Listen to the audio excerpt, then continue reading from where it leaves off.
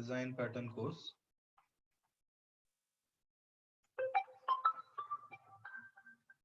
So this is the course name.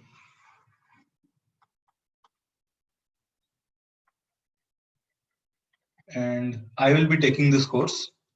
So I am the instructor and myself, Aditya.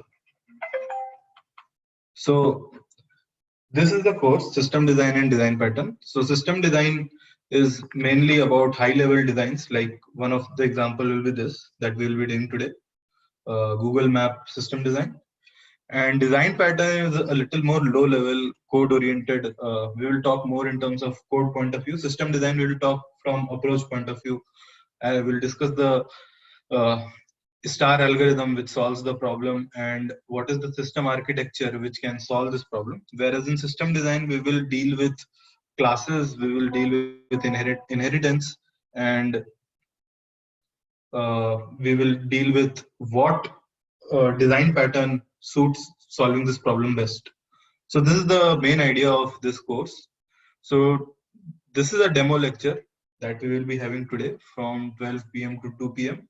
And this is to give you some insights about system design. So we do design pattern to solve system design. So our last motive is to solve system design problems at both high level and low level. So this is the main idea, and today we will be doing a discussion on this topic, Google/Bing Map system design. So basically this is map system design. So these days, so what topic we will cover in this demo lecture will be this. So our goal is, so this will be our goal, and our goal will be to design a map system.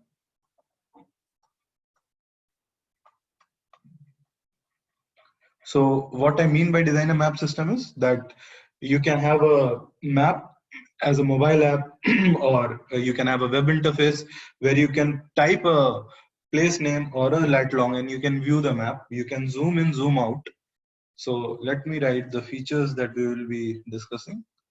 So search places, zoom in out capability. This is a very interesting capability. We'll discuss this more. What do we mean by this? And thirdly, we will make this as efficient as possible.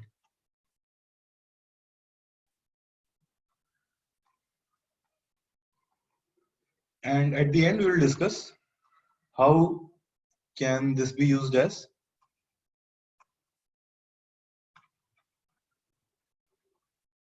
navigation system or Google navigation maps. Like with all the directions and live traffic, how do we capture those metadata and display on your web screens? So due to time limitation, our main discussion will be on these three, and then I will touch upon how you can elaborate to get into to make your map dynamic, render dynamic content as well. Like what is the current traffic, how navigation actually works. So this is the main agenda, right? And let's firstly talk more about this part, zoom in, zoom out capability. So has everybody used map here? I hope everyone has does. So what happens when you open a map, let's say you write India on map. So if I go to maps and write India, you will see sort of a world map there. But if I go and write a city, then the view is different. So let me try it out for you. So if I go and type maps, and let me type, this is what I see. So I see literally the whole earth. But if I go in and type Sydney, then my map completely changes, right? This wasn't something which was visible, right? The image that you are seeing rendered in my screen is very different from what was there when I wrote Australia, and this is Sydney. Let me go more deep. Let me go Australia, and then you will go more zoomed in, and let me go to this Liverpool hospital. So it will go more. We can go more down as and when we zoom in. you will see more finer detail come, right? So this Collymore Park, if you see, was looking like this at this zoom level, but when I zoomed in a little more, now I can see a different image basically. So zoom in and zoom out are the main feature of a map. If you see, this is the core piece that like you can start with Earth and then you can go to Sydney, and the map will dynamically change depending upon the zooming in and zooming out. It's not like zooming into an image where you just resize the image or make it big, make it small. It is actually a little different. Hello, do you hear me? Hello. Yeah. Yeah, hello Aditya, can you hear me? Yes, I can hear you. Hello. Yeah, I can hear you. Can you hear me? Yeah. Can you tell once again the search place and zoom in, zoom out capability as sufficient possible? What is this? I can't understand. Did you join late? Hello. Hello. Yeah, I'm came just now. I'm Yeah, joined cool. this. So just hold on a second. I'll repeat. Yeah, okay. Others, is my voice audible? Just a voice check. Yes, you are audible. Yeah, and okay. So let me take you through again. So what features we'll be covering today is, so this is Google Maps, right? So you can type what can you do with a map? You can type a place like Australia or something, and then you see this image, or for Australia, let's type India, and then you see this image, right? This is what you see when you type a country name. And this is my first point, that search places. You can search for a country, you can search for a hospital, you can search for a restaurant. Views will be different. My point was that if you search for India, you see in half of the earth almost. But if you go and type New Delhi, and this is what you see, right? And if you refine your search more, you write, let's say Taj Mahal, your image changes, right? It's more refined. And you can zoom in from the web also, and you will see the images keep changing. This is Taj Mahal, nothing much here, but let's go to something like Connaught Place. So this is how it looks like, but when you zoom in, you will see finer details, right? These details weren't present, but when I click plus, then you can see, I can see PVR Rivoli, then we will have a Hanuman temple here. We can zoom in more, and as and when you zoom in, the image changes, the description changes, the detail changes. So these are the first two things that we talked about. And efficiency is obviously core of every system. I don't want to click on the plus sign and wait for 1 minute for the map to load. So these are the three main goals on which we will be working today. So these are two features which we'll focus for, and this is the system level internal feature, right, to make it as efficient as possible. And this will be an extension, that how you can use this system as a navigation system. How will you start rendering dynamic data like current traffic details and stuff like that, which Google Map actually supports today. Google or any map. We are discussing a map system, so it can be Bing Maps, it can be Google Maps. There are many map solutions out there. So this is the problem that we are trying to solve. So is everybody clear? Yeah. Yes, sir. Okay. So one more request to everyone. So please be on mute, right? I'm just muting everyone. So please, everyone, be on mute. If you have a question, unmute yourself, speak, and then mute again. Okay. This is to avoid background disturbances. Many people have joined. There are 25 people, and there can be a lot of background noise if all of you are unmuted. Okay. So try to be on mute, and obviously you're feel free to ask questions whenever you want. Okay, so let's start with this problem statement, and let's see how we can come up with a solution for this.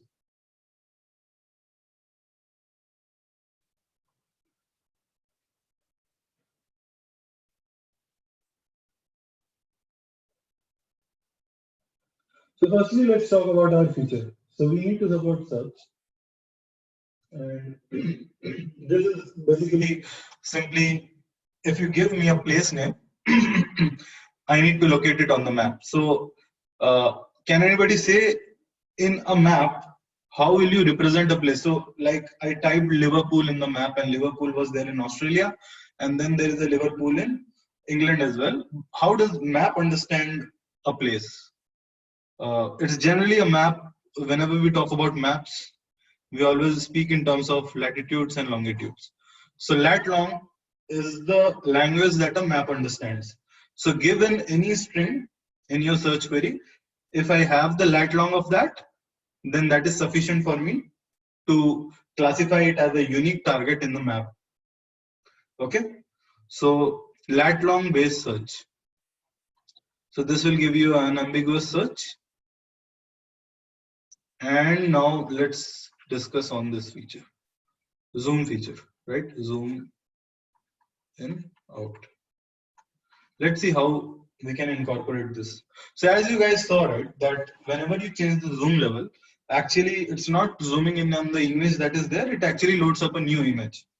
The description is very different. So what is actually internally happening? So can anybody tell me how would you implement this feature? Like any first thoughts in your mind? Like let's say you have a world map, something like this, whenever you type a country, and then when you click plus sign, then the map keeps on changing dynamically. So any ideas? How can you think about designing this system? Anyone? Hi, Ideas? am I audible? Yeah, you are audible. Go ahead. So whenever you are going for a zoom purpose and all, so each and every time you will get a layer of data, like a new image will be loaded. Am I correct? Yeah, that is right. So that's correct. A new image is loaded. That is very clear because as you can see, the whole image changes, right? If I go minus from here, the entire image changes, keeps changing. So every time you are loading up a new image, which is fine. That's the functionality. But how do you go about designing this? Like, because there can be so many. So we are talking about a map here. So there are infinitely many places. There are infinitely many combinations of lat long. So you guys know about lat long, right? Yeah. So longitudes range from minus 180 degrees to plus 180 degrees, and latitude ranges from minus 90 degrees to plus 90 degrees. And there are not integer coordinates, so you can have something like 45.236 and 45.832. And this has to be accurate to quite a few decimal places to pinpoint directions, or because this is a big change, you can't say that these both are same. So there are infinitely many possible latitude and longitude combination, as you can see. So it's not an easy problem to solve. If you see, you can't have image of infinitely many possible lat longs and keep on rendering them. So how do you break the problem? So we can have a matrix basically, I mean, like a lat long, I mean, based on initial matrix, which will represent small cells. And then once we see based on the radius where the lat and long will fall into a particular matrix, then we'll further refer to the bigger radius. That's how I think we can keep on loading the minute latitude and longitudes in a matrix kind of representation. Okay, like, so how? So let's say you are at a country level zoom and then you want to go to a state level. So how do you manage that? So the initial matrix can represent basically, I mean, a bigger zone, which once we see that this lat long is falling into a particular area, then we can further, I mean, load, I mean, one level down. For example, if it's country, then we can go to state level. So state level matrix will be referred by that matrix, which will represent, let's say, latitude from. How many images like this you'll have? There can be infinitely many. Infinitely. It can be infinitely, yeah. And it will be like pulled on demand. Once it goes to a particular area, then based on how much radius we have to cover, matrix. The problem with this approach is that referred by infinite images in your servers, right?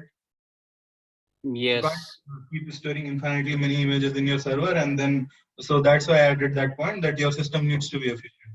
So you can't have a huge number of images, infinite images, and dynamically people are keep on loading images, and then you are searching based on whatever you have in your database.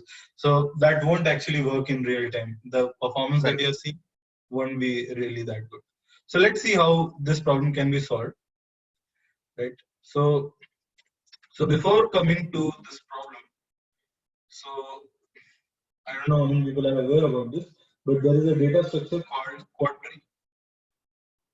So quad tree is used in graphic design,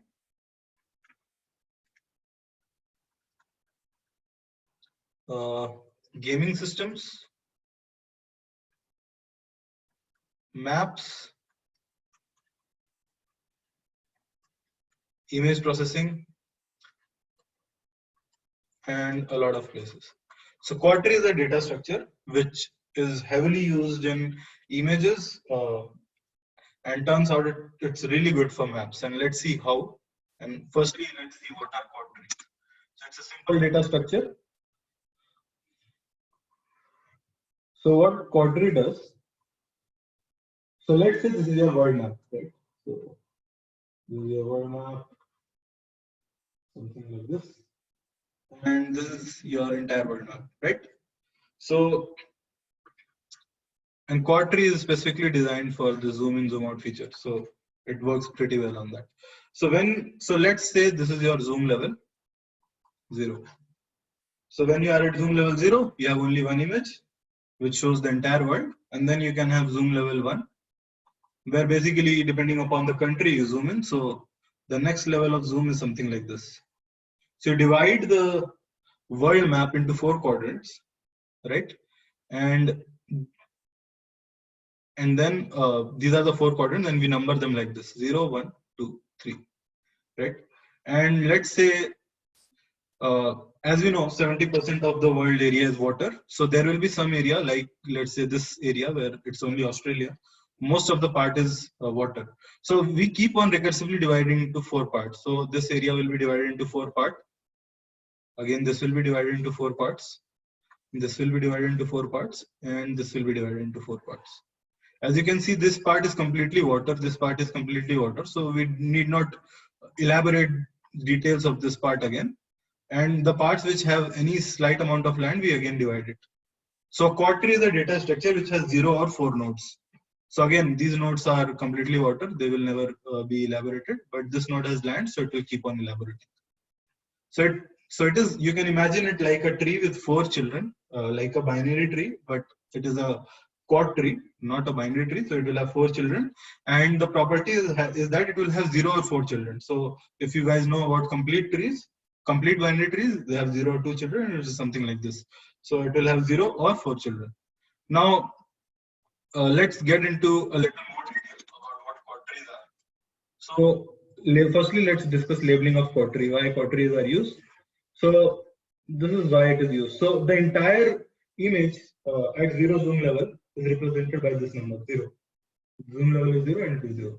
At the first granularity, we divide into 4 parts. So this becomes 0, 0. This is called 0, 1.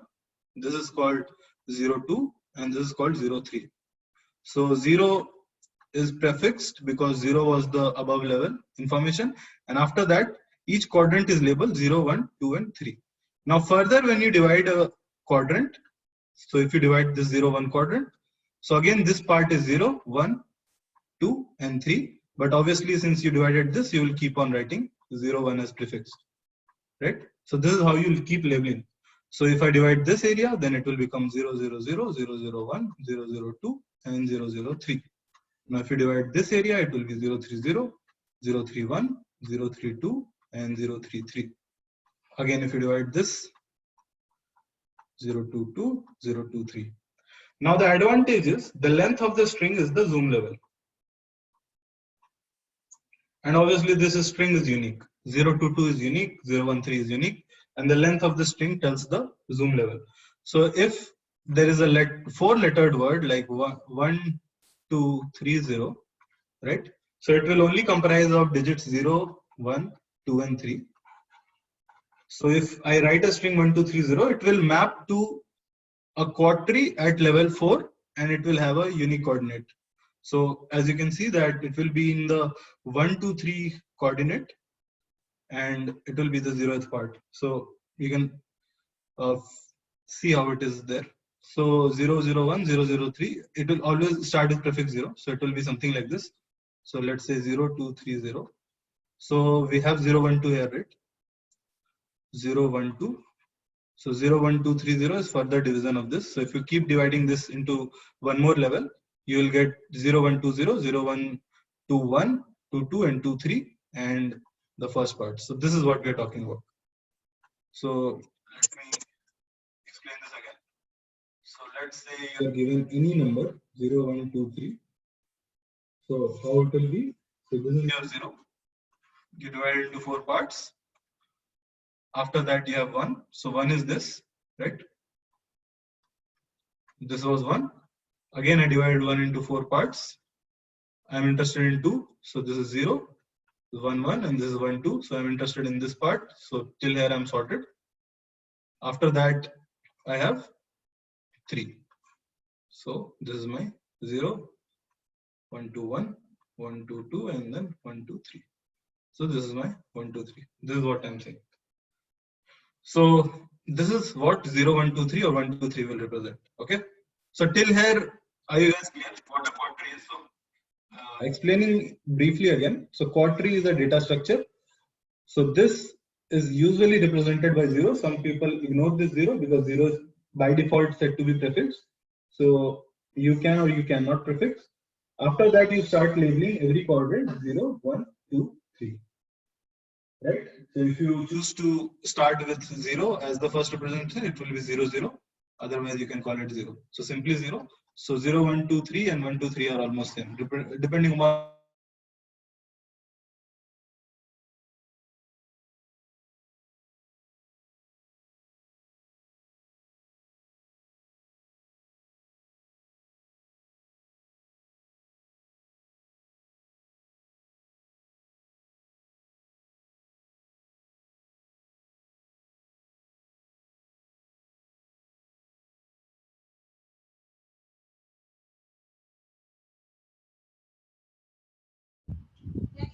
If you're able to hear me, we're not able to hear you, sir.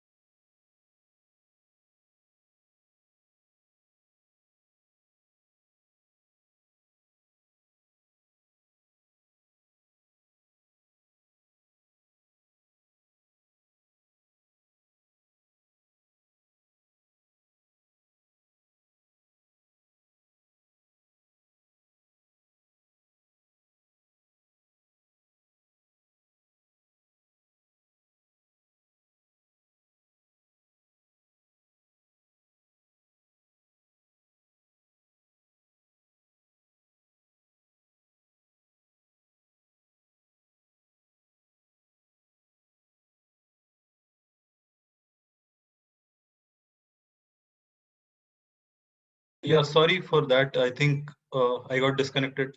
So, am I audible again? Hello. Yes. Yeah. So, yes. till when did I get disconnected? Can somebody tell? Very well. Till then.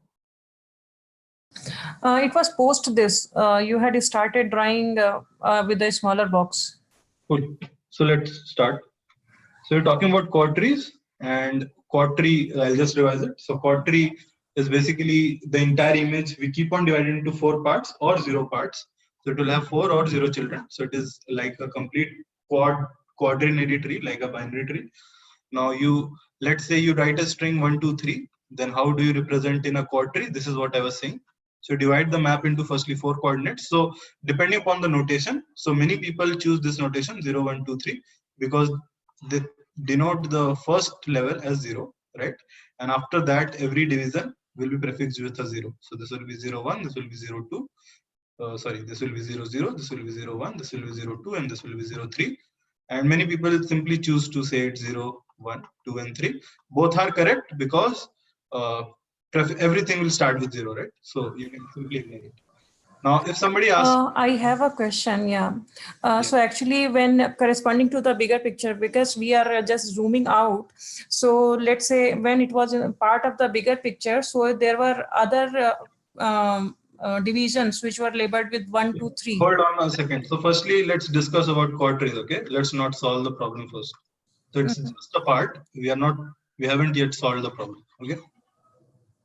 So in quad tree, do you have any doubt? Aditya, I have a suggestion. If it would be simpler and less confusing if you give an example of the first quadrant instead of the 0th quadrant. Yes, this is your 0th quadrant. Yeah, instead of the 1 quadrant, second one, that is index 1. If Okay. you give an example of 0 quadrant, it would be less confusing, I think. Cool. So you are confused? No, I'm not. I see a lot of people asking the same question over and over again. This is a suggestion that if you use a 0th quadrant as an example, it could be less confusing, I think. Okay, cool. So, are there doubts in understanding 1, 2, 3? When I write 1, 2, 3, how to locate it? It seems so. Let me ask. So, anybody has a doubt? Guys, if you have doubt, let me know. It would be great if you can just repeat it just Okay, one cool. last So, time. let's say I write any string, right? Let's say I write 0, 1, 0, right? So, 0, 1, 0, you start with the first character first. So, 0 means the first 0th quadrant. And then there is 1. So, you again do. So, firstly, 0. So, you choose this quadrant. So, this quadrant is selected. You simply forget about others. And then you divide it into 4 parts. So this is your 0, 0, this is your 0, 1, this is your 0, 2, and this is your 0, 3. So till 0, 1, you are sorted. Now you have one more 0. So again, 0, 1 is divided into 4 parts. So 0, 1, 0, 0, 1, 1, 0, 1, 2, and 0, 1, 3. So this is what you're looking for. Clear? Yeah. Clear now. Thank you so much. So 1, 2, 3 similarly will be 1. So this will be 1, 0, so 1, 2, 1, 1, 1, 2, and 1, 3. And then 1, 3 will be divided into 4 parts. 1, 2, 0, 1, 2, 1, 1, 2, 2, and 1, 2, 3. Fine. So this is how you will be representing places in quad tree. Good thing about this is that let's say you are at 1, 2, 3 tile. This is being rendered in your map, and then you zoom in. So you will be just appending digits here. So you will either append 1, 2, 3, 0. If you go one more level in, if you again want to go one more level in, it can be something like 1, 2, 3, 0, 1. So depending upon how many plus you are placing, this number can keep on appending. Okay. So 1, 2, 3, and then this is more going granular inside 1, 2, 3. Right. So this is the main idea of quad tree. Now let's see like what is the scale we are talking about. So Earth has around 500 million square kilometer area, right? And when you represent the entire at level 0, so all of this area will lie in the 0th level. Now the question is, how much deep are we interested in? So the maximum distance that you would be, granularity distance that you would be interested in is around 70 meter cross 70 meter, right? So if you want, so below this, basically you are traveling from your bedroom to your drawing room, something like this. So which obviously Google Maps doesn't support, and it's not the point of maps. So this is the most granularity you would want to go. And turns out, if you go 17 levels deep into quad tree, you reach this condition that you go so granular that every tile in this map is so small that it is 70 cross 70 meter. You can do the maths. So at every division, at level 0, the entire map is 1. At level 1, the entire map is divided into 4 parts. At 2, it is in 16 parts, right? Every level is in 4 parts, so total 16 parts. So it's powers of 4. So 4 power 17. So if you see what is 4 power 17, it is approximately 2 power 34, which is again approximately equal to 2 power 13 to 16. And what is 2 power 30? 2 power 30 you will see is very close to 10 power 6. It's actually greater than 10 power 6. So we already have 16 million here. And if you divide it by that, you will get a very close number. And again, you will have to keep the estimate that only 70% of the area is land. So most of the images won't be entered into that great detail because they are water and you don't need to go more granular in a water body because there is no detail to capture there, right? So 17 levels, just keep this number, is the maximum zoom any map support today. After this, basically you are inside your house traveling inside, or it's very it's unnecessary. There can be, so usually a building diameter is much more than 70 cross 70 meters, so no point going into more detail. So 17 levels is what we want to support, and let's see the scale we are talking about. So we have at the 17th level we will have 4 power 17 tiles, right? Tiles or quadrants. And obviously at 0, 1, 2 down to 17. So at every level you will have some quadrants. So it is 4 power 0 plus 4 power. So basically you are doing this, right? So these are the number of images that you are dealing with, and it is roughly close to 4 power 18 images we are talking about. And if we see that one image is around, let's say 1 MB, which is a good quality image. Even if one image is close to 1 MB, then this starts coming to the range of 56 petabytes. Petabytes is one level up from a terabyte. So we have KB, MB, GB, then TB, and then petabyte. And this is huge data. This is simply huge. So if you maintain a map of all these tiles, this is huge. So firstly, let's ask this question, that why are we doing this at all? So what we will do is, the whole idea is that let's say you are in your Google Maps, right? So let's go to Google Maps. And you are inside the map, and how Quadri will solve this problem is that let's say you enter any coordinate, right? So you can enter a lat long in Google Maps, but that's hard to do. So you can just type anything. Let's do this. So depending upon your search, whether it is a city, whether it is a country, or whether it is a continent, or whether it is a restaurant, default zoom levels are assigned. So generally for a country, zoom level is 1, right? For if you write world map in Google Maps, if you want to show the entire world, the zoom level will be 0. For a country, it is 1. For a city, it is somewhere around 3. And more deep, it will go 4, 5, 6. So when I will keep pressing this level, I will do a level plus 1. Again, I will do a level plus 1. If I go one level below, I will do a level minus 1. So the main thing is, when you type something on the map, what level we want to render at the first place. So this is not a hard thing to do. Depending upon whether it is city, country, restaurant, you can choose the levels. And usually the default levels are never greater than 6. And after that, an individual can zoom in and in and in. And then we will keep on incrementing the levels. So this is the main idea. So if you have all the, if you divide the map into a quad tree, so if you divide the Earth map into a quad tree at 17 levels. So what I mean by this is, at the first level, you will have a simple plain world map, which we have seen in school. That's what will be displayed. At level 0, there will be a different image. There will be a different 4 images actually, which will be rendered. Now at the next level, again, we will go into one more level of granularity, and the images will be completely different. So this is my point is, so whenever you are clicking here, internally what Google Map is doing, it is pulling up an image from one of the tiles of the quad tree and displaying to you in your screen. That's what is happening. Okay. Now for this, we need to know what scale we are talking about. So as we said, we are talking about around roughly 4 power 18 images. If one image is 1 MB, then we are talking about around 56 petabytes of image, which is huge. Now this you can't say that you will store all the images inside a server, because this server will be very expensive, and I don't know if it exists in a world server of with 56 petabyte of RAM. With hard disk storage, obviously yes, there are much more complex systems than this, but you don't want it to be. If you can't store all the images in your RAM and keep rendering it simultaneously. So now comes the challenge that now this was the approach that we will be taking a quadry approach to solve this problem. Now let's see how you can actually design your system to render these images every time. So we'll move step by step. So firstly, we will discuss on the search part.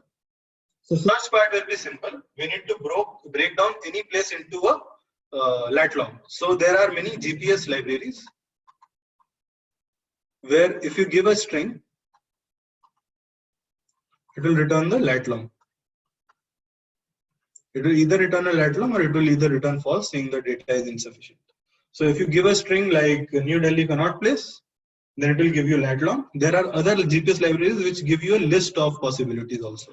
So like in Google Maps, if I type an ambiguous place, then I get all the list of it, right? Like if I type, let's say Liverpool, then it exists in many countries. UK, Australia similarly holds for Whitefield. So Whitefield exists in many places. So depending upon my location, these are ranked. Whitefield is in Delhi, Whitefield is in other countries as well. So it will give you a list of locations. So these are already existing GPS libraries which you can have it on the client side itself. So you can have, if you're talking about a mobile app, it can be in the mobile client application. If you're talking about a web interface, then it will be obviously again, you will have to hit the server every time. So you can have these libraries, these are very efficient. So all they will do is, given a string, it will give you the exact lat long or a list of possibilities with the lat longs. And then you can select one of them in the dropdown. So this part is sorted that given a string, we will come up with a lat long. And after that, what we will do? Once we get the lat long, we need to decide on the zoom level and the tile number.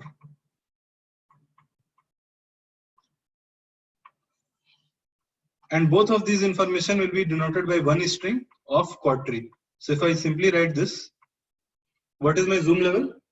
Zoom level is 5, right? And the tile number is this 0, 1, 2, 3. So till here, any doubt? Till search part?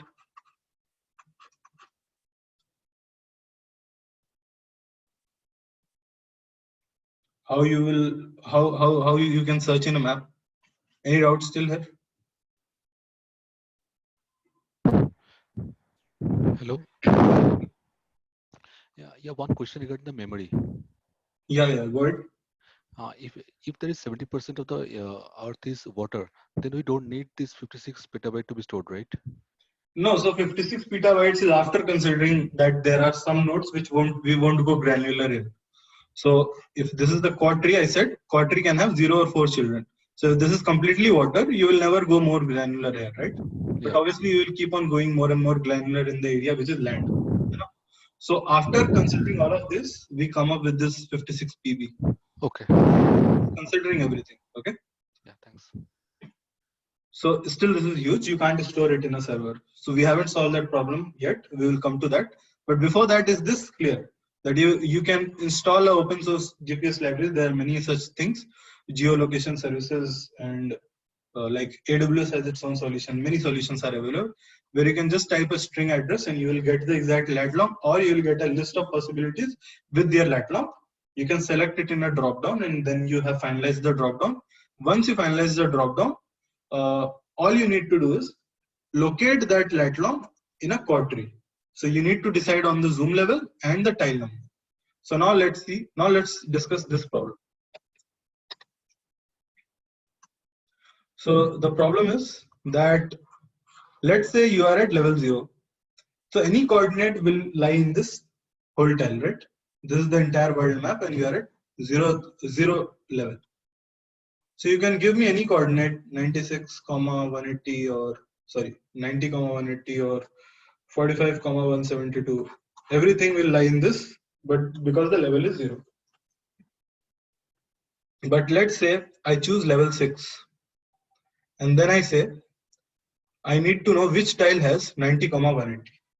Now this is a well-defined problem, and you need to know what tile number of your chord tree will this coordinate lie. So basically I want something like this, like we discussed. So 0, 1, 2, 3, 1. Let's say it will have 90, 180. I need this number. So how can you solve this problem? Again, chord tree data structure supports it. So is everybody aware with binary search trees in the class? I hope most of you are aware about it. Yeah. Right? So a similar thing happens in your chord tree. So let me say. So this is how your chord tree search will look like.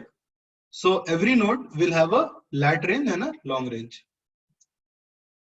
1 second. What is this?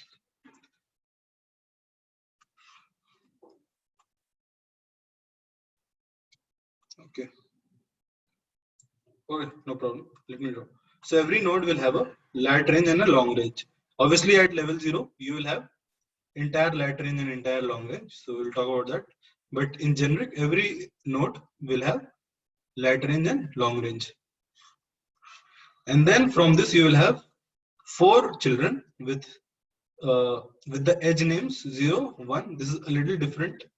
This won't be there in a binary tree or even in a tree with 4 children. But in chord tree we need these numbers to know the path. So now at every level, this lat long will be divided into. So like you can see, this was the lat long, and then you will have the first will be from lat 1 to mid will be the first, will be the 0th member, right? So and look in this terms. So this is your lat 1, this is your lat 2, right? This is the location of your long 1, and this is the location of your long 2, and you are divided into 2 parts. So your 0th part lat range will be lat 1 to mid. Mid means mid of lat 1 and lat 2, right? This will be the range of your 0th part. And what will be the longitude range? Longitude range will be from long 1 to again mid of the longitude, right? Whatever the long 1 and long 2 is there, the mid. So this is the range we are talking about in 0th quadrant. In the first quadrant, again, what range are we talking about? The lat range remains same, but the longitude range changes from the midpoint of the longitude to the end of it, long 2. Now similarly for the second coordinate, what will be the longitude? It will be from mid to lat 2, and the longitude will be again mid to long 2, right? This is the longitude range. Now again for the last part, it will be from mid to latitude 2. Latitude 2 is the last range of latitude in your parent node, and the longitude range of this will be longitude 1 to mid, right? This is the long range and this is the lat range. So from mid to lat 2 and then long 1 to mid. So at every node you will keep on dividing like this. So let's see how it will look like in a world map scenario. So for world map scenario, the parent node, there is a question. Okay. So the parent node in a world map, the parent node's latitude ranges from and longitude ranges from. Clear? Now depending upon this formula, the 0th child will be for the first quadrant. What will be the 0th child lat range be? So just to specify, so this is your minus 90, this will be your plus 90, this is your minus 180, your plus 180.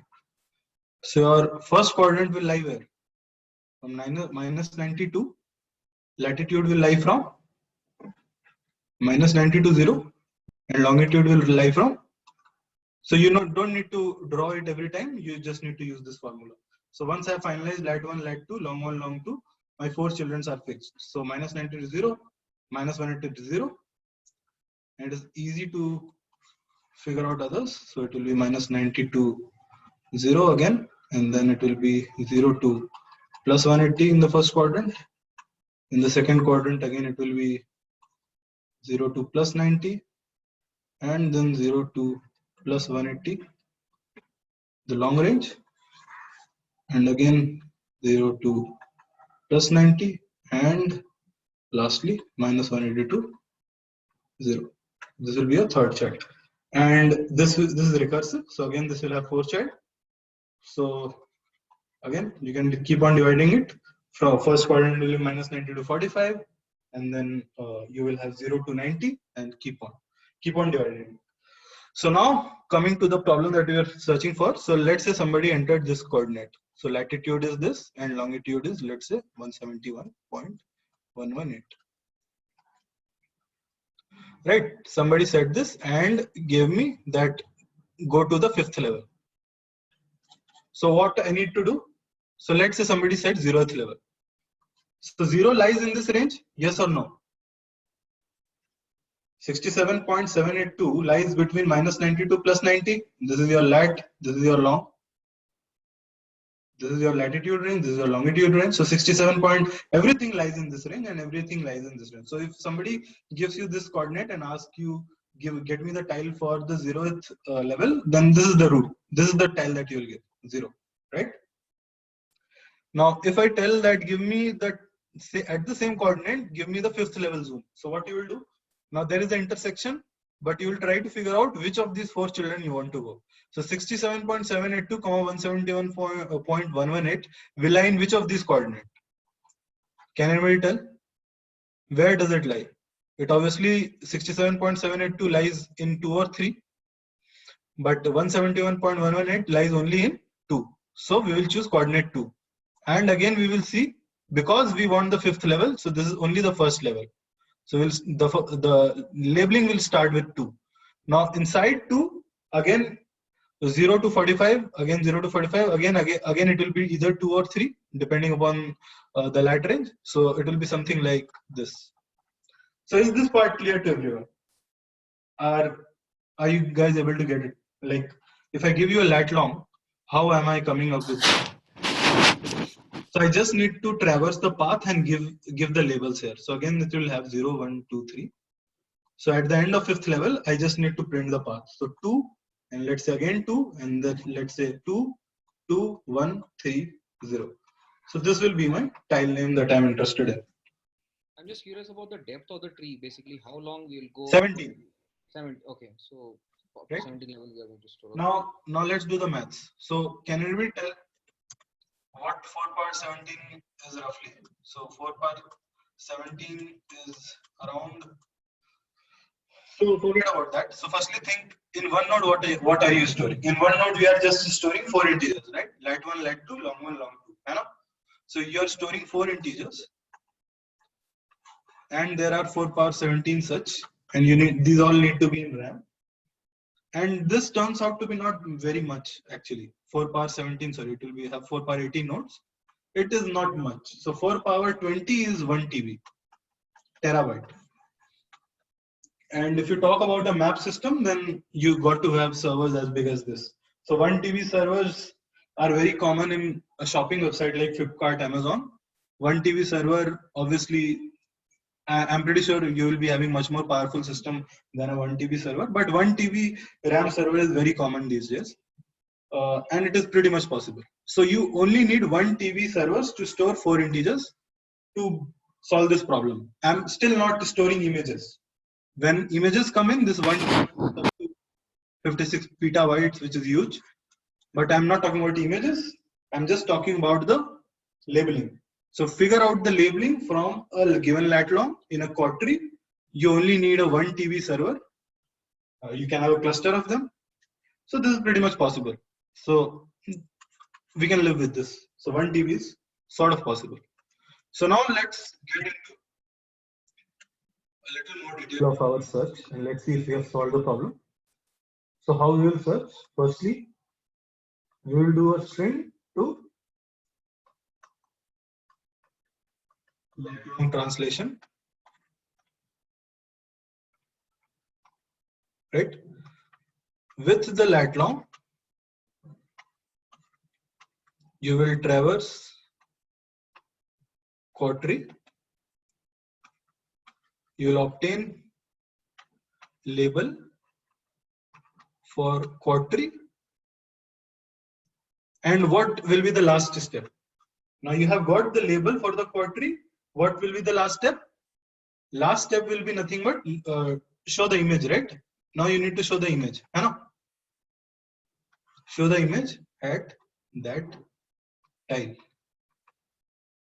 Right? I will use the term tile for every coordinate of a quadtree. So at a tile, let's say 1, 2, 3, 1, 2. I just need to show the image. Image is still not in the RAM. So can anybody tell how? Now till here we have solved it. Step 1, 2, 3 is done. If you guys have a doubt till here, please let me know. Now at step 4, all I need to do is download the image corresponding to this tile. So we are at this part. Before this, I have a doubt here. Yeah, go ahead. Yeah, you have talked about zoom level, that you're saying that zoom level will be provided by somewhere. How do you decide that zoom number value? So let me tell you how that will be decided. Yeah. So it's not a hard problem to think if you logically think it. Now, firstly, zooming can be done in two ways, in functionality wise. Firstly, when you type a place, then I need to be intelligent enough to figure out what zoom level you are talking about. For example, let's say you wrote Bagmane Constellation Tech Park, Bangalore, and Google rendered you a 0th level detail map, which is the world map. It is technically correct, but is this what you are looking for? No, right? Hannah, are we on the same page, Sanjay? Yeah, I understand. And it is a simple problem, like I said. So if somebody types a continent, he is actually wanting to look at a 0th level or the first level map. So this can be a simple rule in your this layer, string to lat long translation layer. It can be a very simple rule, which will also return you the default level which the user is wanting to ask if you need to consider that. So like if somebody types Australia, India, he is actually looking for a level 0 or level 1 map. If somebody goes and types in a very specific restaurant or something like this, we show the level 6 map by default. So we generally, maps don't go more than level 6 at a default level. User can obviously go and do plus until 17 times. Maps will be keep on showing till there. But the default representation is generally up to level 6. In some cases, it might go to level 7, but level 6, 7 is what defaulted to. And there is a simple rule. If it is a name of country, name of continent, always choose level 0 or level 1. If it is name of a city, 3 or 4 is sufficient. If you go more,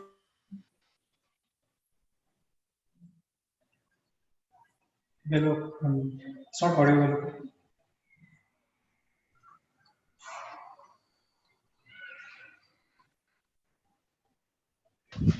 Hello. Hello.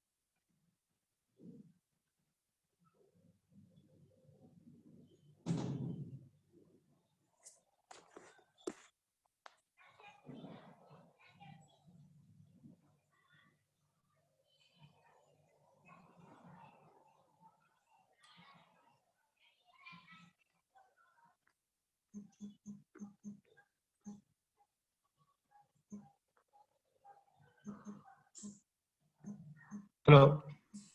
Hello, am I audible again? Sorry, actually electricity went out and the generator actually takes a little time to start. So am I audible again, everybody? Yeah, audible. Yeah. So as I was saying that, I think Sanjay asked the question that how do you figure out the default zoom level? So you can assume that these libraries will do that for you. If not, then you can have a logic at your end also. It's not a hard problem.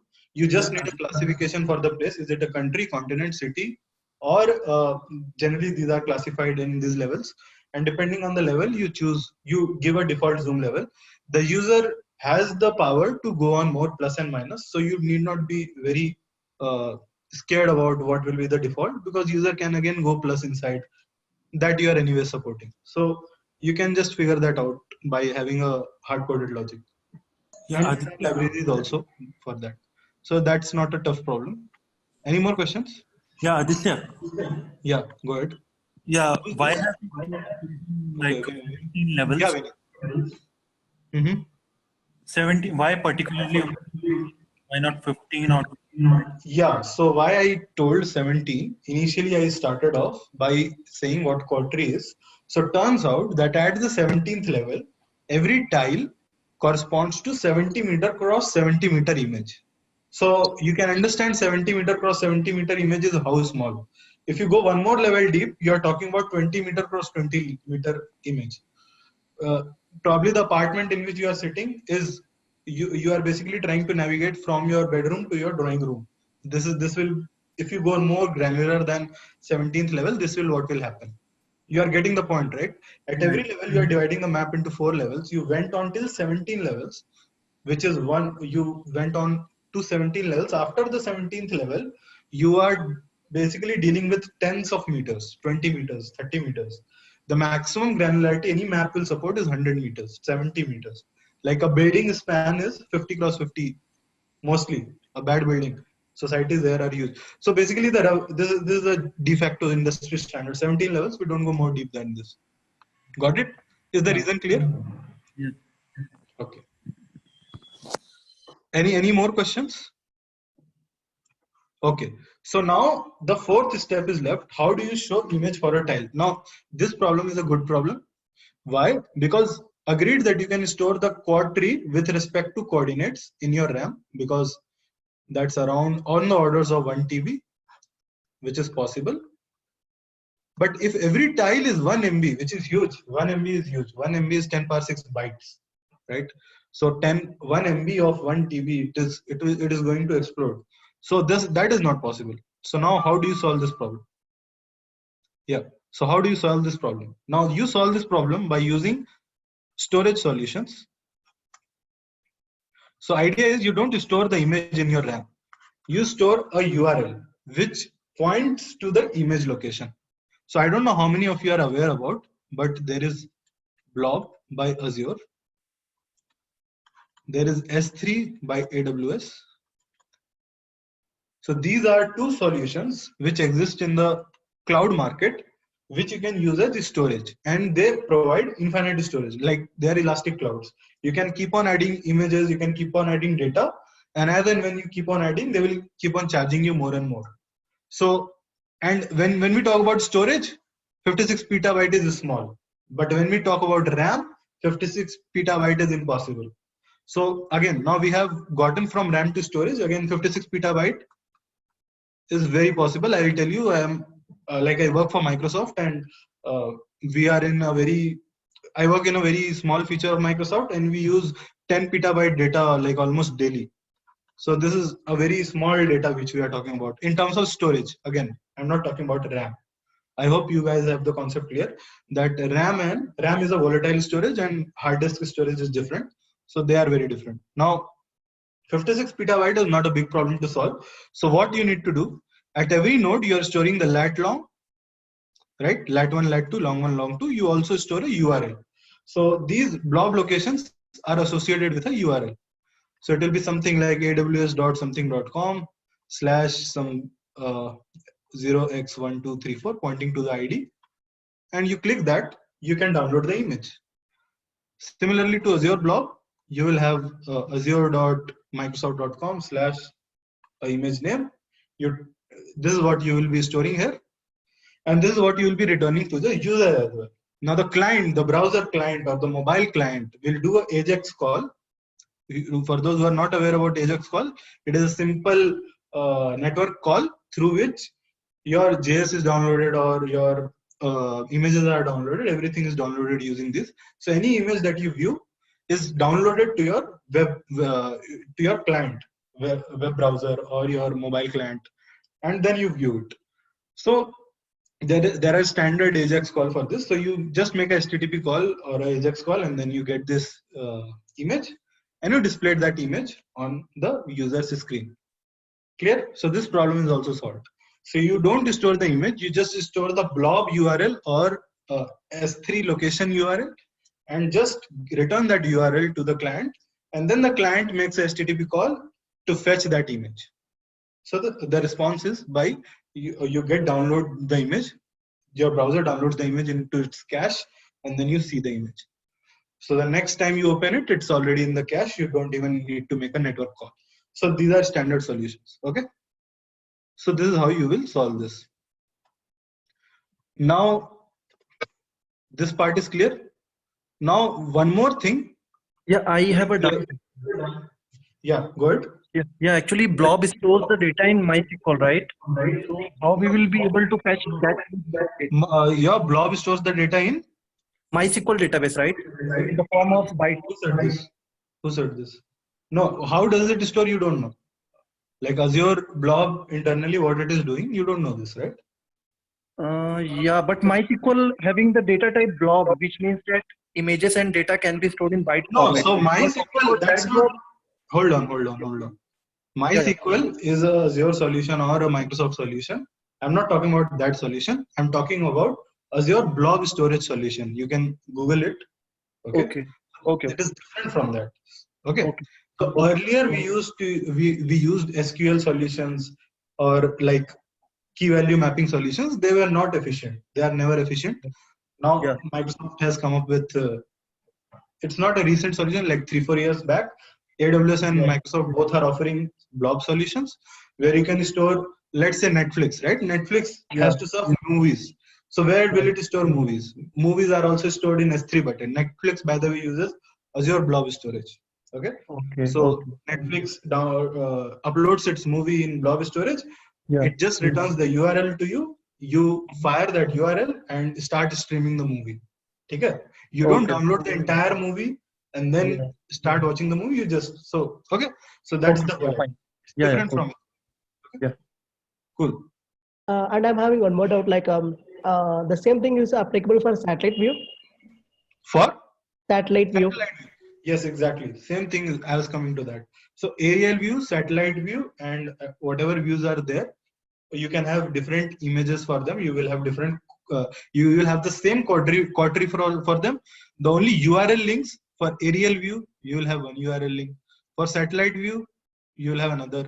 For XYZ view, you will have another. So it's just the metadata and the URL associated. Whatever you select, it will fire up that, download the image, and render it to you. Got it? Got it? Hello. Did I answer your question?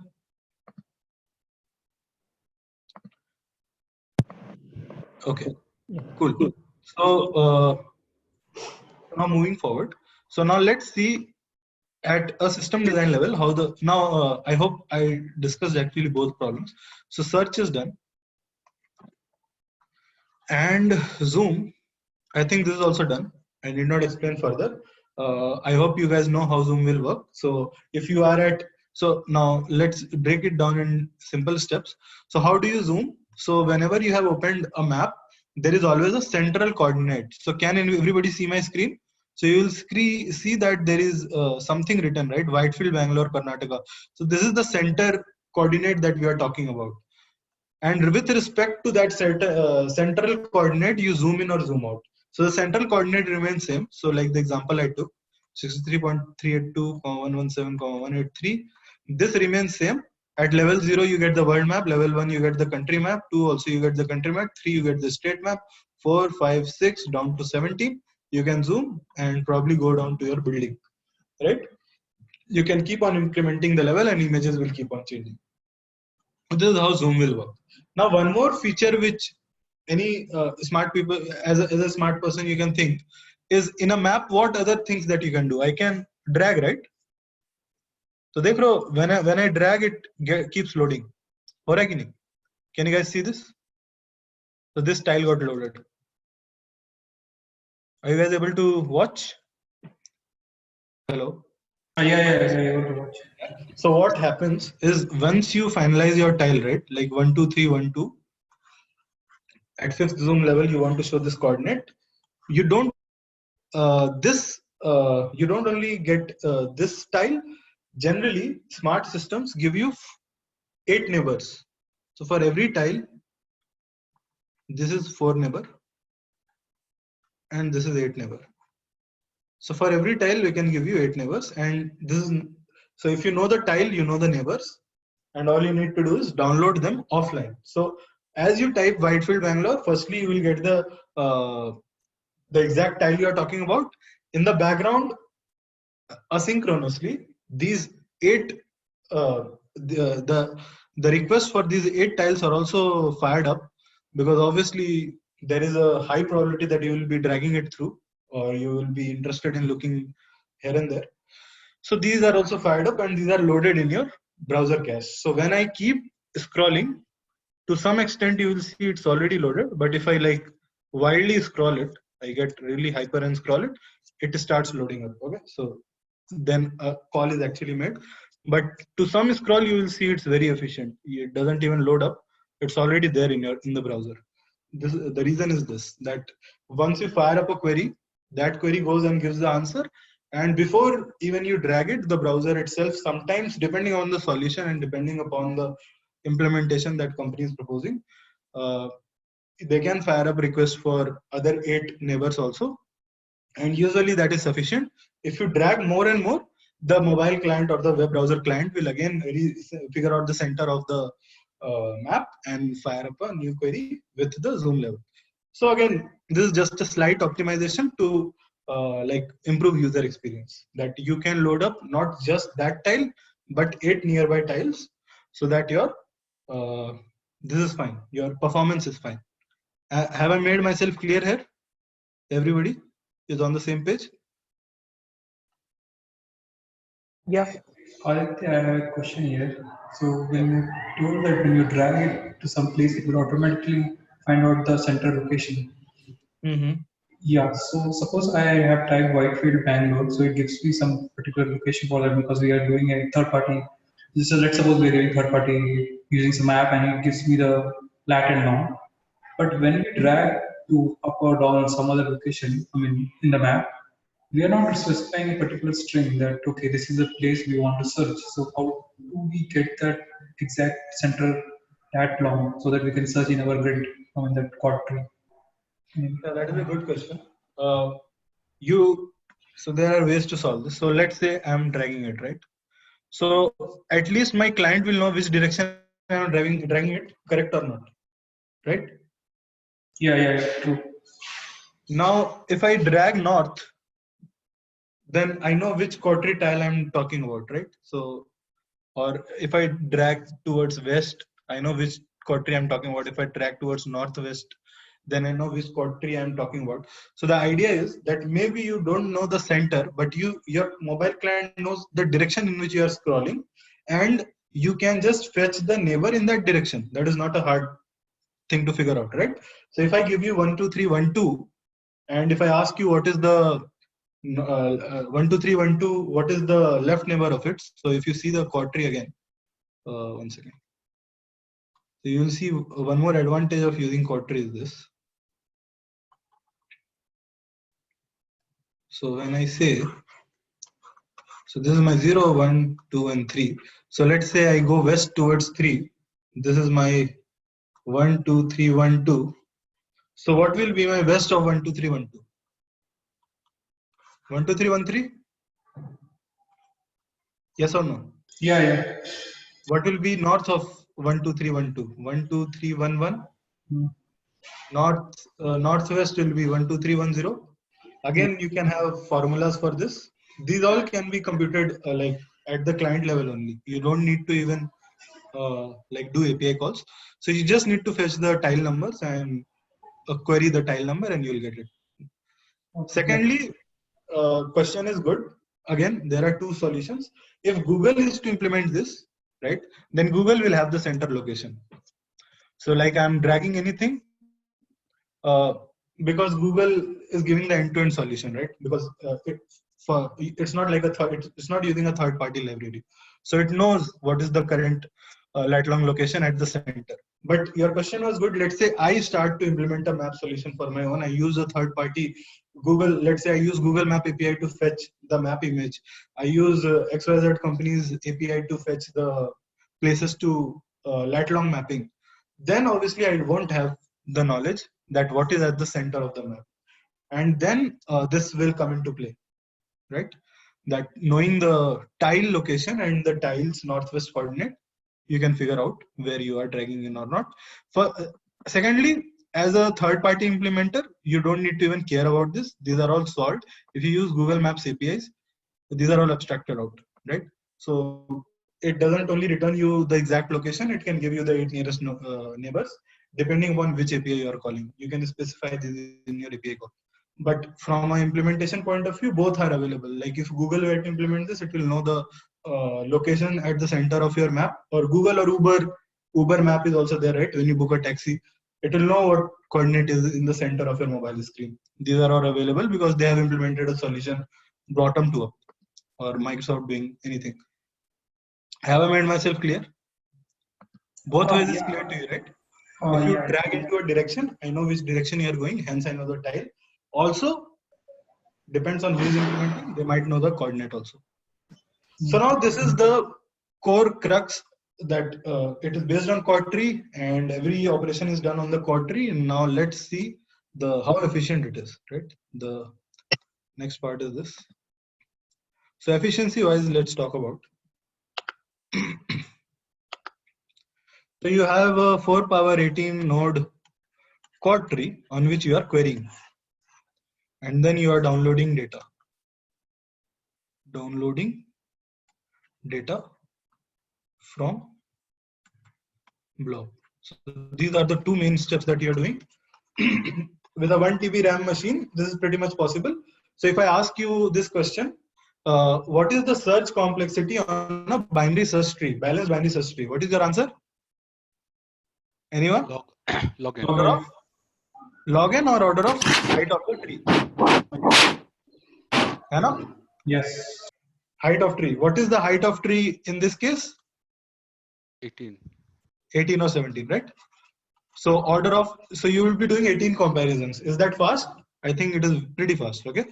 So 18 comparisons is nothing. The servers are more powerful than doing this. So this is sorted. We don't need to worry about this.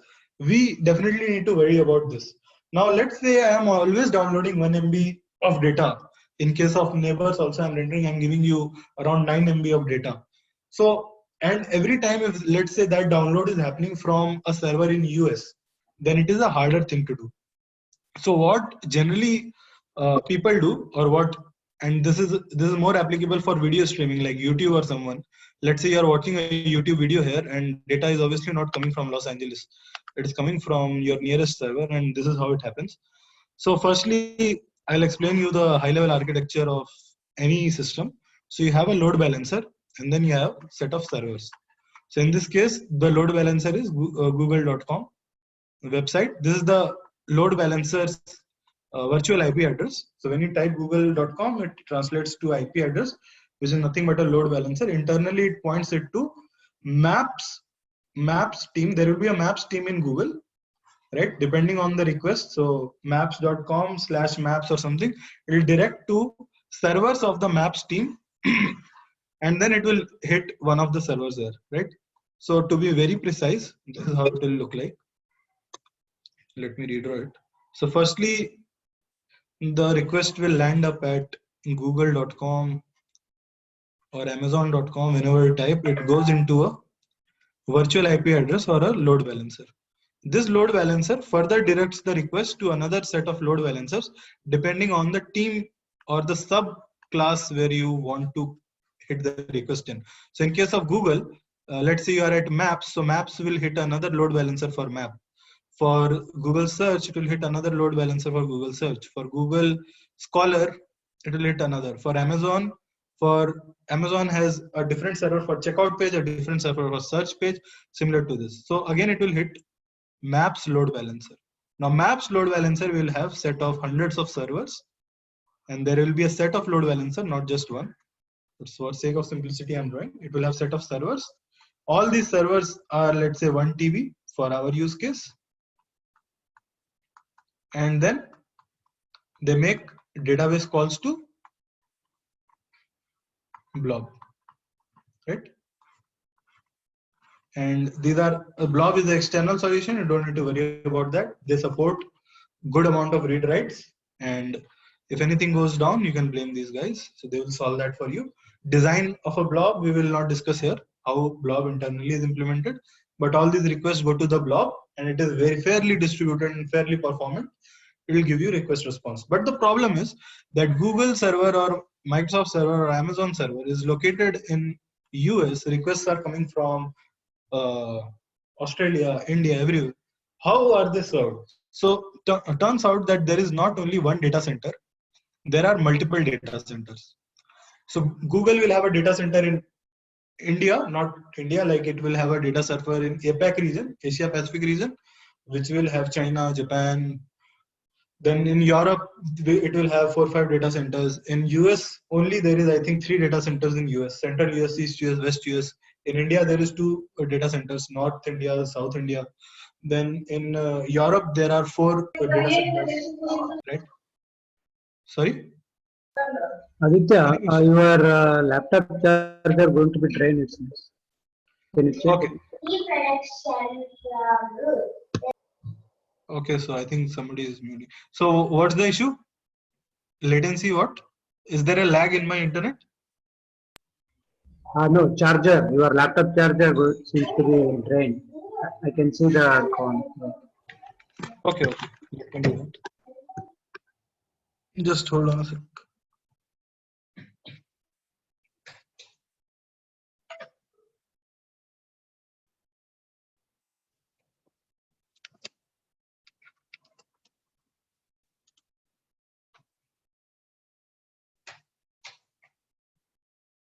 Okay, cool. Better? Is there still lag? Hello? Testing. It's better. Better? Okay. So I was talking about data centers. So there will be multiple data centers. So your request will not land up in the US data center. It will most likely land up in one of the India's data center. Aditya, we are hardly able to hear. It's coming very bleak. Sorry? Can you repeat? Yeah, it's difficult to hear you. Your voice is coming very bleak. Yeah, same here. Earlier it was fine. Is it better now? No. So it's same. Same, it's not better. Better earlier now. What about now? Is it better? No, not getting. Okay. Just a second.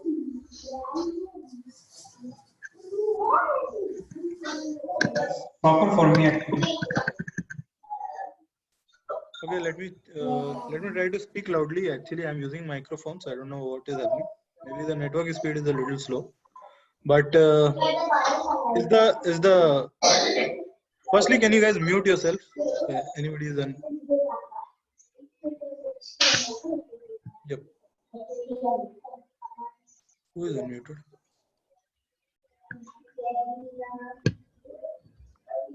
I can hear a lot of mute. Hello, is anybody on unmute? Please mute yourself. Okay. Now I think my voice will be audible. Is everybody able to hear me? Yes, it's better. Yes. So if you guys unmute your microphone, my voice will automatically be lowered by some algorithm of Zoom. So please keep yourself on mute. Okay.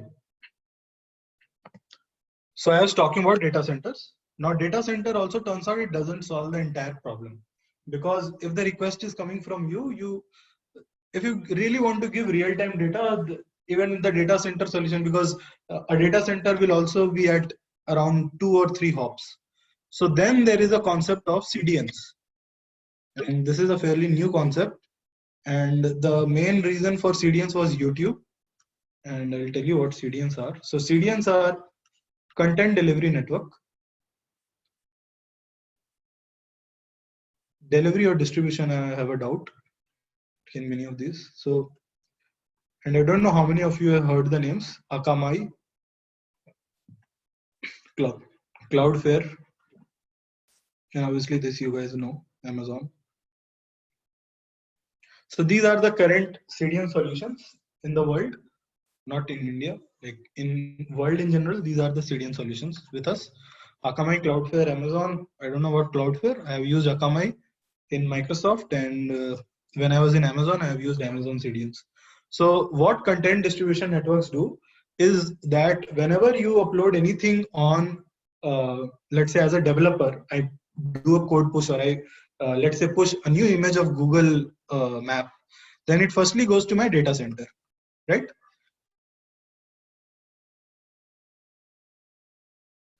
Secondly, after it goes to US data center, all data centers are replicated with the same data. So offline sync happens between all other data centers like Asia Pacific, Europe, Africa, and etc. Right? They are replicated. After this, still CDNs are not into play. Let's talk about maps only. Let's say somebody in Hyderabad wants to commute, and he wrote what is the distance between Hyderabad airport to, let's say, Charminar. So now actually call will go to my data center in India, right, Asia Pacific, and it will be replied to this guy. Once it is replied, right, all the hops that it takes, one of the hop is a CDN hop.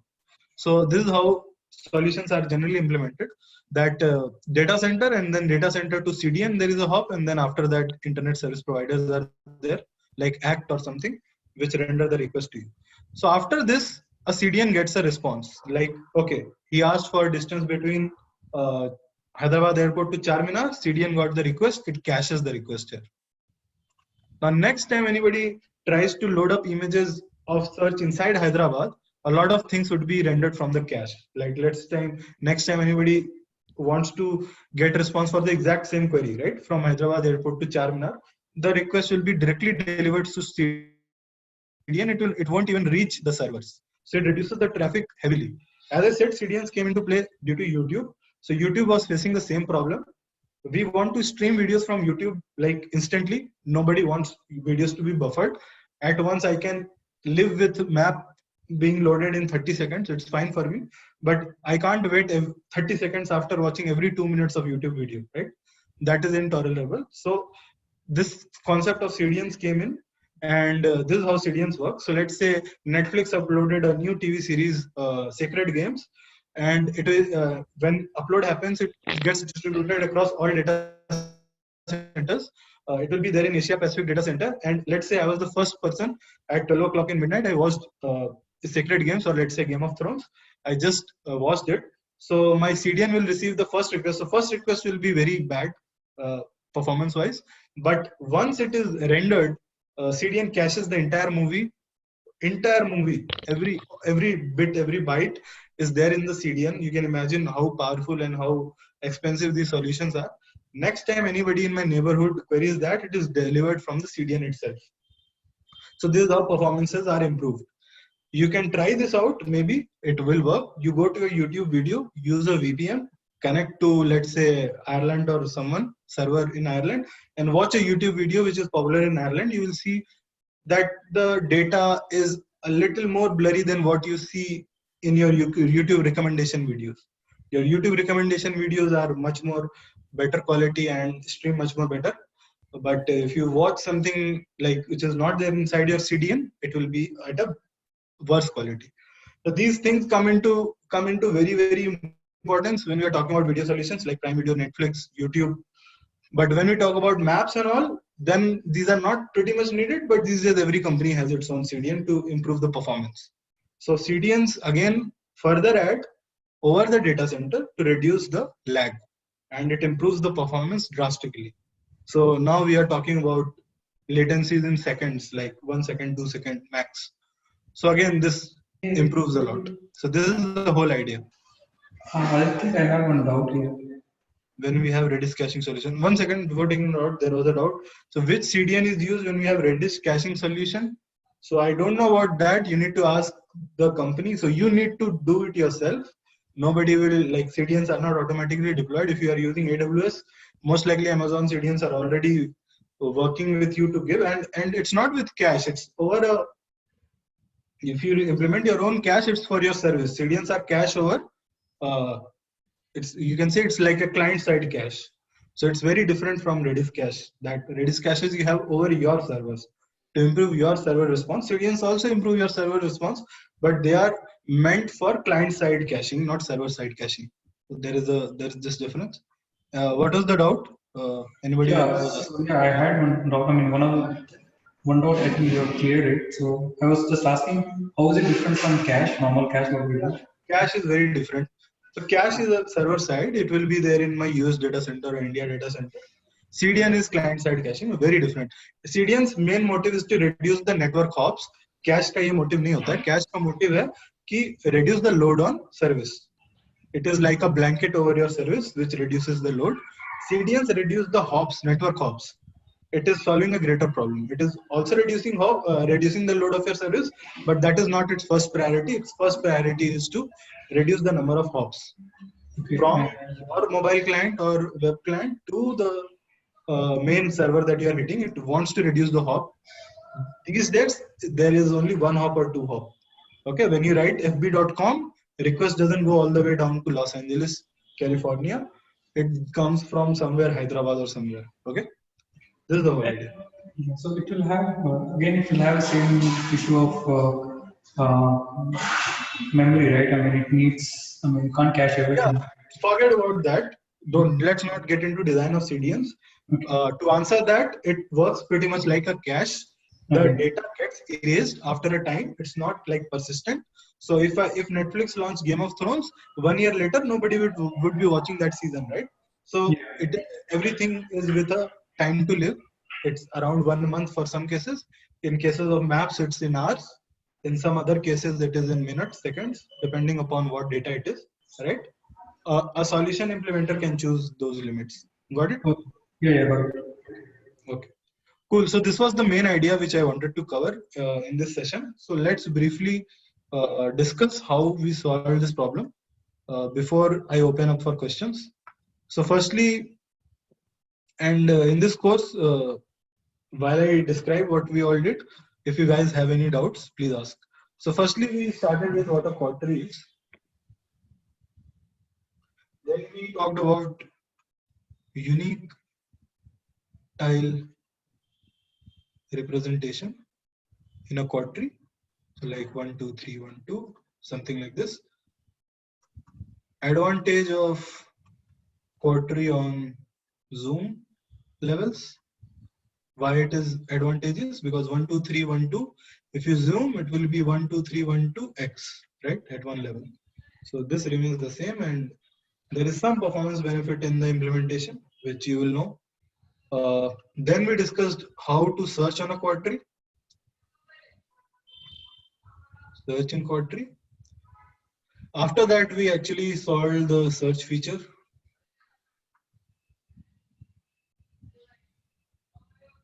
And then we discussed a little more about blobs, storage. Right, so this was the main solution. After this, I think we talked about general system design concepts.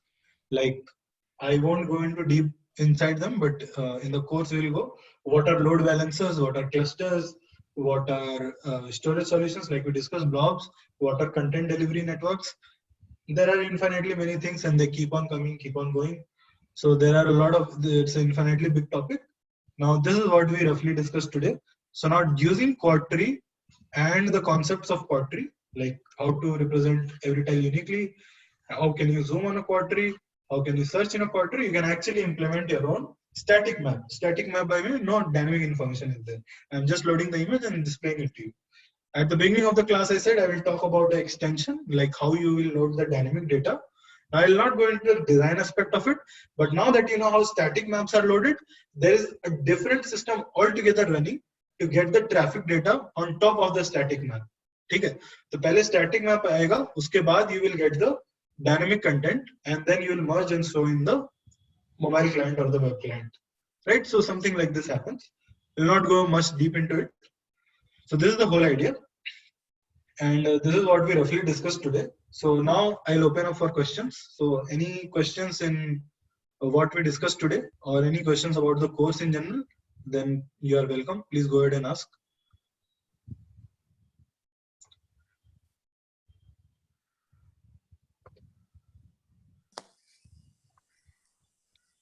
Hello? Yeah, one second. So I have muted everybody. One by one, unmute yourself, ask the question. There is a complaint that some people are hearing low volume. Okay. So please unmute yourself, whoever was asking, and go ahead with your question. Okay, so I was asking, so I heard one term that is called DNS level routing. So is this CDN related to something like that? I think so. There is some correlation, but I don't. So DNS level routing, you are saying, right? Yes. So I actually don't know much about it, but I think DNS level routing is like, let's say you type google.com, then what IP it maps to. It's something like this. Something like but, this. So yeah. Go ahead with your question. Any instead of going to US data center, it will resolve from the India data center and something that. So No. So the idea of this is that if you write google.com, yes, that is true. It will. So the logic of which data center it has to go, it is in the generally in the solutions of these data centers. So like Azure has its own solution, AWS has its own solution. So when I type google.com in India, it goes to a different server. When I go do google.com in US, it goes to a different server.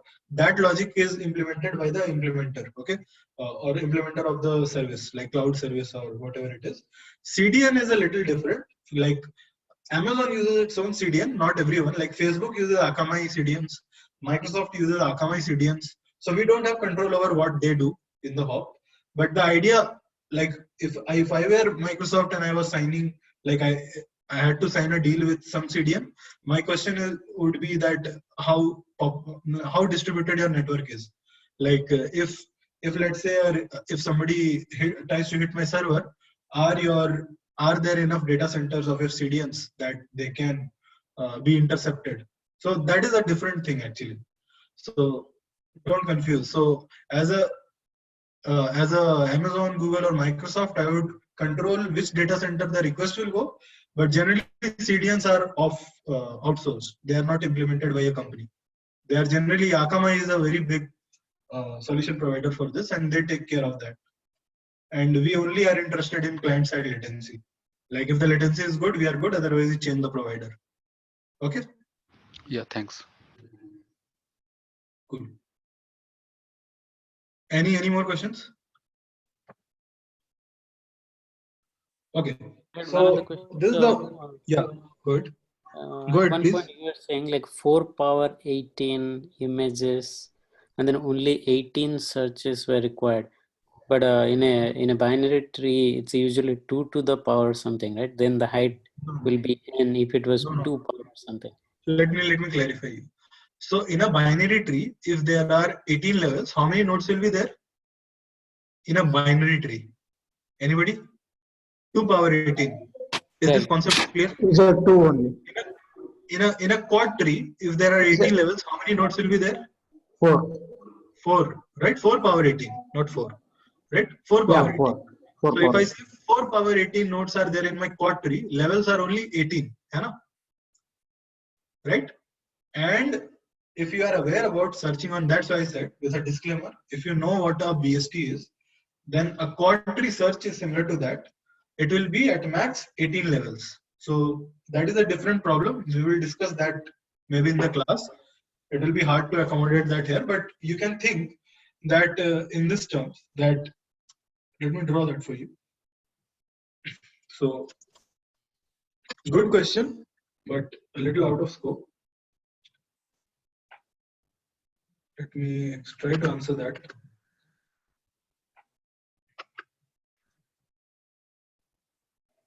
Is loading up. What's wrong? Okay, so let me clear this.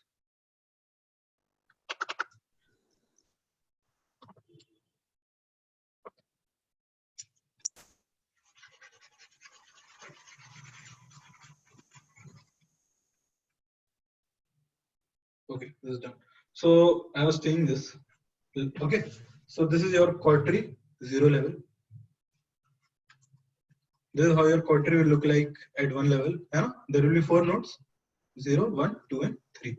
At level 2, there will be how many nodes? 4 into right? 4. 0, 0, 0, 1, 0, 2, 0, 3, 16. Yeah. So at level 0, there is 1 node. At level 1, there is 4. Level 2, there is 16. Level 3, there will be 64. At level 17, there will be 4 power 17. You know? But how many levels are there? Only 17.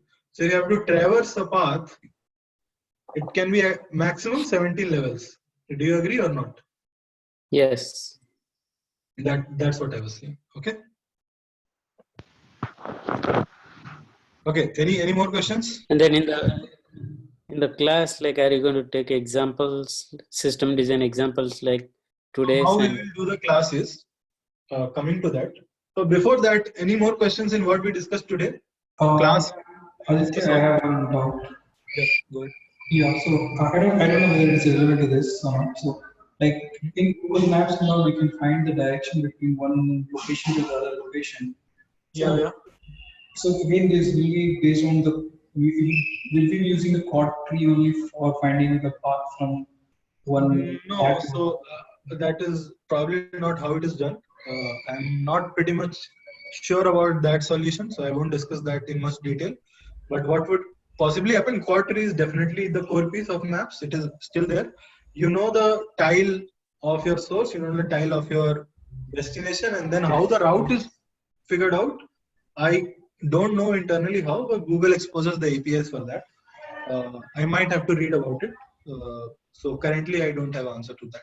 Okay, but I'm pretty sure those routes are again taken by Google by the Android phone tracking mechanism. So like how we get the traffic data, I think the routes are also pretty much obtained via that. But still, I don't know don't know in much detail, so I won't attempt to answer. But I can estimate. I can guess it. Okay. I might answer that later. Okay, I don't have an answer now. So one question, Good, like so, what you are saying is the whole Google Maps will be in a quad tree, and basically the whole quad tree is not on a single computer. It is like in a cluster, in a cloud storage and all that. But ultimately it's a big quad tree. Whole quad tree in one server, and the server is replicated multiple times. So if you have worked with multiple server or if you have worked with the cluster, the code inside the cluster is always same, right? You don't have different codes deployed in different servers. You have the same quad tree. So quad tree, we discussed that it is 1 TB around max. It can be loaded inside a RAM. So every server will have that quad tree. The blob, the 56 PB image data, that is not there in every server. It is downloaded from a storage solution like Azure Blob or S3. That's why what I said. Okay. Is it clear? Yes, yes. Cool. Any more questions? Okay, so now let's talk about what will happen in class. So let me clear things up. So firstly, the class is just not about system design, because you can't study system design. So it is system. Firstly, I'll write the topic: system design plus design patterns. So first and foremost, I would recommend only those guys attend this course who have covered DSA class from LearnBay or elsewhere, who are comfortable with data structures. I would appreciate them joining in, because you have more to gain.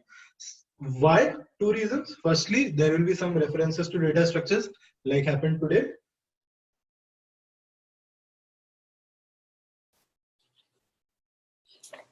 ready to crack some interview, right? So you will go to design round after you clear the data structure round. So you won't even be asked design questions unless you clear data structure questions first, right? So that's why I will encourage people who are compatible with data structures, only they attend this. Else it's your choice, but I would recommend this, right? So firstly that. Secondly, we will start off with design patterns. So we'll do a few design patterns. Firstly, in the starting. After that, we will be doing system design. So the type of class or the pattern of class, we are still deciding on it. It will be generally around 8 to 10 weeks. And in the first 3-4 weeks, we will cover design patterns. And in the last 4-5 weeks, sorry, 5-6 weeks, we will be covering system design. So what are design patterns and system design? What is the difference? Design pattern, we talk in code, right? We, like today's discussion was more in an approach sense, right? But when we will do design pattern, so let me give you some examples. So like, I don't know how many are you, a pub sub design pattern, publisher subscriber design pattern, or observation design pattern, or let's say adapter design pattern, abstract factory design pattern. So these are some low level design questions which are asked in interviews, right? And these are heavily used by you day-to-day basis on an individual capacity. You do a system design, but nobody designs, not one person would have written the code of Google Map, right? It is a team who's doing this. And design pattern is done by individuals. Now, depending upon where you are, so if you are 6-7 years experienced, you are still in this phase. You are still an individual contributor. You are probably not a technical architect in your team, or you are not a like, let's say, senior engineer or like a good level position in your team. But people who are like 10+ years of experience usually fall in this category. For them, design patterns, system design comes in handy. But the good thing is that you can't be good at system design if you have weak concepts on design pattern, because you know how feasible things are. If you don't know how feasible things are, you can't design systems. Your designs will never work out. So we will firstly do with design patterns. So the whole goal of this course is to clear interviews, first thing. Second thing, to learn and clear interviews. So these are the main two goal of this course. And from my experience, if you interview in any company if you are like, let's say, 5 years experience or something, you will definitely have a system design round or design pattern round. You can be asked questions at low level and at high level. For low levels, design pattern is very important. So you need to be well adept with it. And at a little more high level, if you are like more experienced, system design will come into play. But in an interview, anybody can be asked anything. But in your day-to-day life, depending on how many years of experience you have, you will end up doing one of these two. But still, these are like core components of software engineering, and it's good to know. And that's why we will start with design patterns. We will study about basic design patterns. 3-4 weeks. We will do interview questions. We will always do questions in class. So the pattern will be, I will give a question, I will give a solution, and then we will discuss design patterns. And same in system design, like we did today. I will give a question which can come up in an interview, like design Google Maps, or design Netflix, or design Uber navigation system, and then we will do system design discussion. Like, how do you go about approaching this in an interview? In an interview, you will have 45 minutes to design. Nobody is expecting you to write the code of Uber. They themselves wrote it in 5 years, and it is a still ongoing process. So in 45 minutes, what are the key features you can bring onto the table which can get you selected? This is the whole aim. Like if somebody asks you how to design Google Maps, just not keep pestering on the key string kya hoga, what you will enter, and how you will, like, think broadly. Just don't design this step one solution.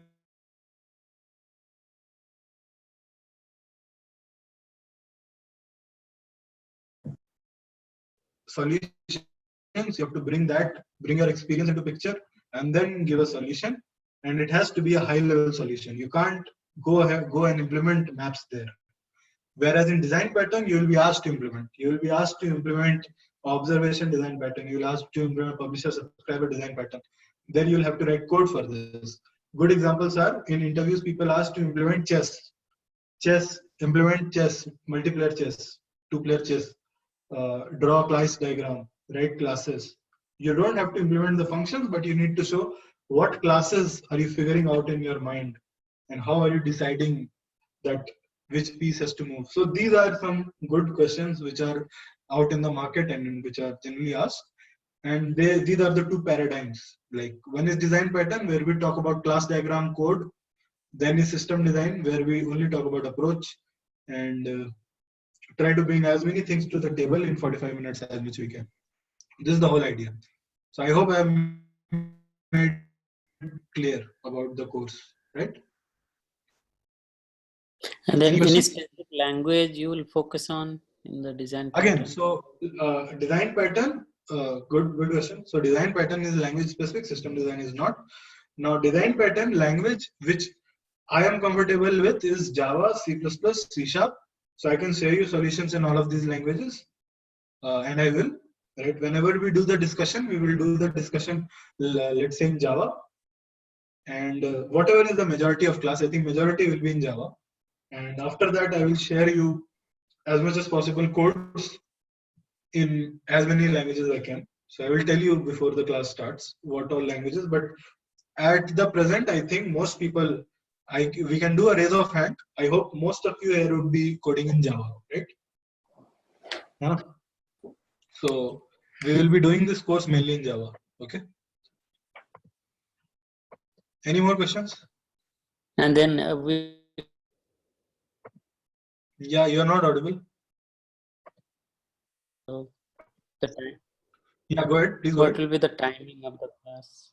Timing and also timing, logistics, where the class will happen, timing, and what will be the duration of the entire course. So these three things, please approach Aditya Singh, probably the guy who has invited you to this meeting.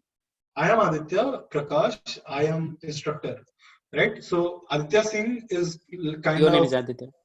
yeah, he's the administrator, right? And I'm just a instructor. So I will be taking this course. I can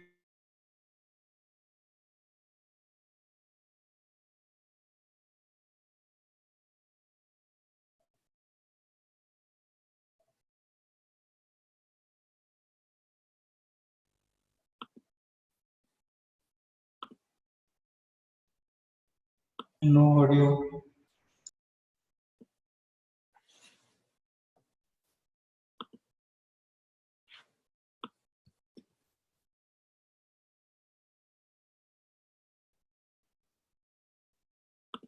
Aditya, you're not audible.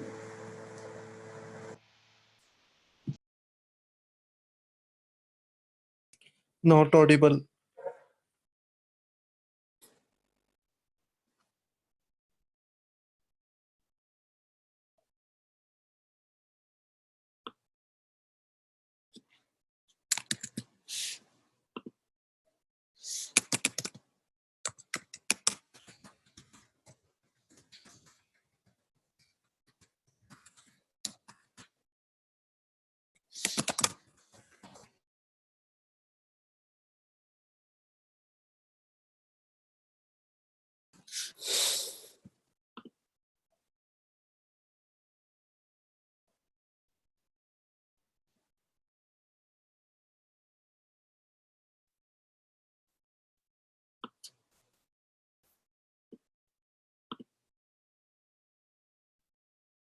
big data ecosystem.